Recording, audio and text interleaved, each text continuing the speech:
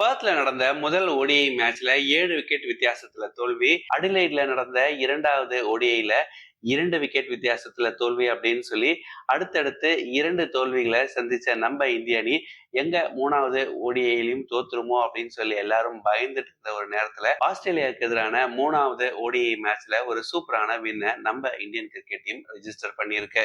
டாஸை win பண்ண Australian captain Mitchell Marsh அவர்கள் முதல்ல பேட்டிங்கை சூஸ் பண்ணாரு. முதல்ல பேட்டிங்கை தேர்ந்தெடுத்து விளையாடிய ஆஸ்திரேலிய அணி 46.4 ஓவர்கள்ல அனைத்து விக்கெட்டையுமே இழந்து 236 ரன்களை குவிச்சாங்க.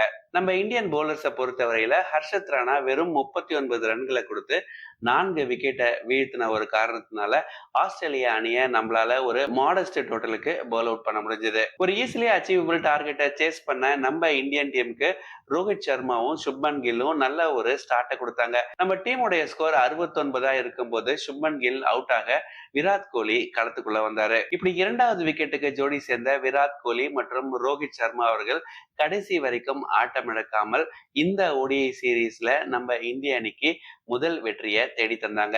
இவங்க 2 பேரும் சேர்ந்து ஒரு 168 ரன் ரெக்கார்ட் பார்ட்னர்ஷிப்பை கிரியேட் பண்ணாங்க.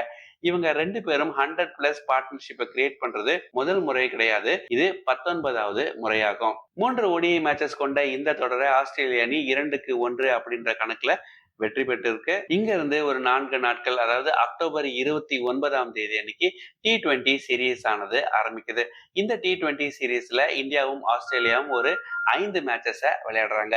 முதல் T20 மேட்ச் ஆனது அக்டோபர் 29ஆம் தேதியும், இரண்டாவது மேட்ச் 31ஆம் தேதியும் நடக்குது. மூன்றாவது போட்டி நவம்பர் 2ஆம் தேதியும், நான்காவது போட்டி நவம்பர் 6ஆம் தேதியும்.